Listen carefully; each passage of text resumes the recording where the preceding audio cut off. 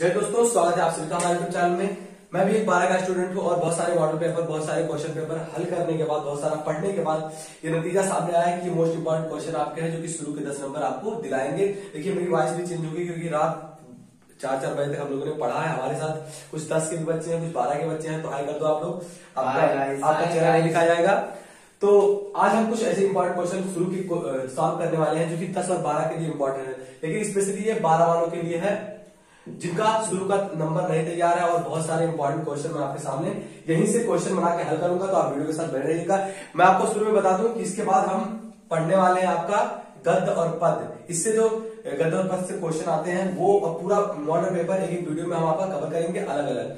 तो हमारा आज है शुरू के 10 नंबर। देखिए 12 बड़े हो गए क्योंकि कटाया नहीं मैंने, इतना टाइम नहीं था मेरे पास। तो चलिए शुरू करते हैं, ज्यादा बकवास ना करते हुए। पहला हमारा क्वेश्चन है, देखिए मिशन हिंदी हम लोग लेकर चल रहे हैं 90 नंबर पार, क्योंकि मैं 100 नंबर नहीं लिखने वाला हूं क्योंकि हिंदी में किसी के 100 नंबर आते नहीं है, तो फेक नहीं। तो चलिए शुरू करते हैं। हमारा पहला क्वेश्चन है, हिंदी का प्रथम मौलिक उपन्यास क्या है? तो अगर आप लोगों को पता हो तो आप लोग बता दीजिए, हिंदी का प्रथम मौलिक उपन्यास क्या था? नहीं पता आप लोगों को? चलिए बताता हूँ। यहाँ मैंने क्वेश्चन नहीं लिखा था आंसर, लेकिन इसका आंसर रहेगा परीक्षा गुरु आपका है परीक्षा गुरु, जो कि किसके द्वारा लिखा गया है? श्रीनिवास दास द्वारा लिखा गया है। हिंदी का प्रथम मौलिक उपन्यास है ये। अगर आता है ये कौन सी विधा है तो उपन्यास विधा है। हिंदी की प्रथम कहानी मतलब उपन्यास क्या था?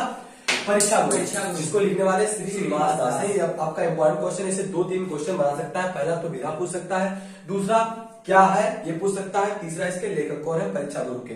तो इससे 3 क्वेश्चन आपका तैयार हो गया। ये हमारा पहला क्वेश्चन था। चलिए देखते हैं दूसरा क्वेश्चन। दूसरा क्वेश्चन क्या है? आवारा मसीहा। आवारा मसीहा पहले पूछ सकता है आपसे कि कौन सी विधा की है, तो ये जीवनी विधा की है। दूसरा पूछ सकता है कि इसके लेखक कौन है। तो आवारा मसीहा के लेखक कौन है आपको पता है? आप लोग को नहीं पता?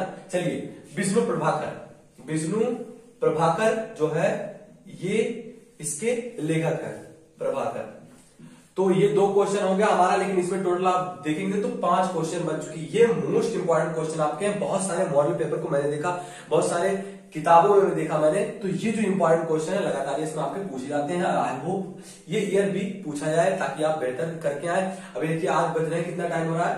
टाइम बताइए। टाइम 8:23 हो रहा है और आपको कल 2 बजे पेपर देना है हिंदी का, जो कि यूपी बोर्ड का है। तो टेंशन तो मुझे भी बना हुआ है, लेकिन मैं सोचा कि इसको हल करते हुए आपको भी मदद मिल जाए, इसलिए मैंने ये बताया आपको। तीसरा प्रश्न हमारा है स्कंद गुप्त इसके लेखक कौन है? बताएंगे जल्दी से आप लोग। जयशंकर प्रसाद। स्कंद गुप्त जयशंकर प्रसाद, बहुत बढ़िया। जयशंकर प्रसाद स्कंद गुप्त लिखे हैं। अगला जो हमारा है चौथा, पृथ्वी पुत्र, इसको लिखने वाले कौन है?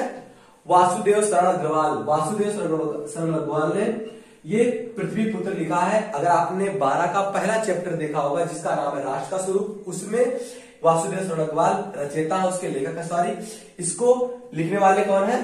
पहला चैप्टर आपका वासुदेव शरण अग्रवाल, और इनका एक रचना है क्या? पृथ्वी पुत्र। तो इस तरीके से आप याद कर सकते हैं क्योंकि आपका ये पहला चैप्टर है। अगर आप 12 में अच्छे से पढ़े होंगे तो मुझे पता है आप अच्छे से नहीं पढ़े होंगे, क्योंकि किसी का अच्छे से नहीं पढ़ाया हुआ ड्यू टू कोरोना रीजन, आपको पता होगा। आगे बढ़ते हैं। इंपॉर्टेंट प्रश्न आपका, हिंदी एकांकी जनक माने जाते हैं कौन?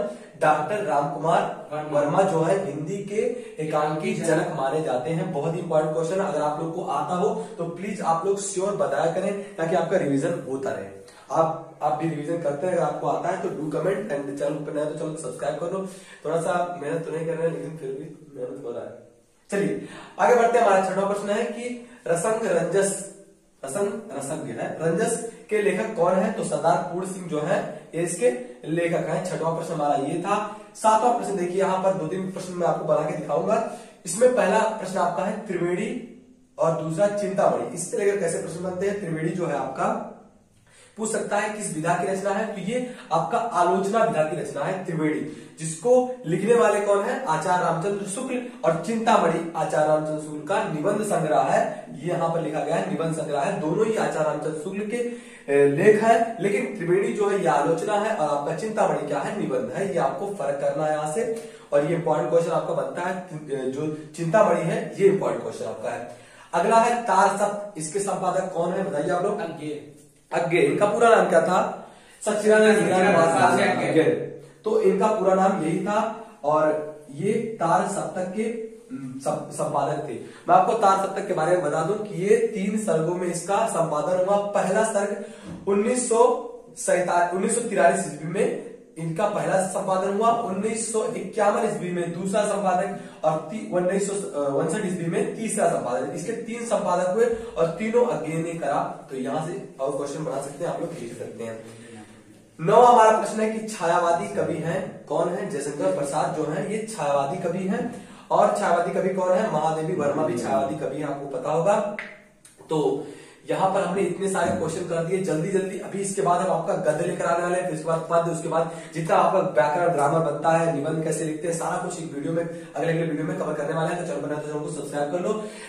10वां प्रश्न हमारा है कामायनी। कामायनी को लिखने वाले कौन है? जयशंकर प्रसाद। जयशंकर प्रसाद जी ने कामायनी को लिखा है। इंपॉर्टेंट प्रश्न आपका है। अगला क्वेश्चन आपका है कि स्वर्ण युग किस काल को कहा जाता है? ये प्रश्न आपका बना सकता है। स्वर्ण युग किस काल को कहा जाता है?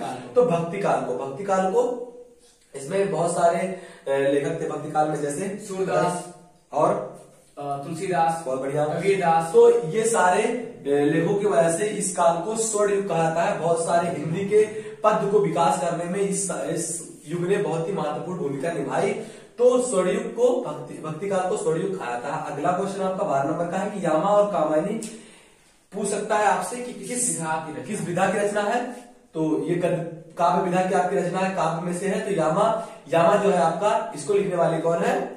यामा को महादेवी वर्मा और कामायनी जयशंकर प्रसाद। और ये दोनों छायावाद विधा की नहीं है, छायावाद युग है। तो इस तरह से बहुत सारे क्वेश्चन थे। आई होप आपको समझ में आ गए होंगे। अगर आपको अच्छा लगा वीडियो तो प्लीज वीडियो को लाइक कर दीजिए, चैनल को सब्सक्राइब कर दो। और आशा करते हैं आपका एग्जाम में 90% यानी 90 नंबर आए, क्योंकि 100 आपका नहीं आ सकता। तो इसलिए 90 नंबर लाना है तो चैनल को सब्सक्राइब कर लो। इसके आगे भी वीडियो आने वाली है। जय हिंद, जय भारत।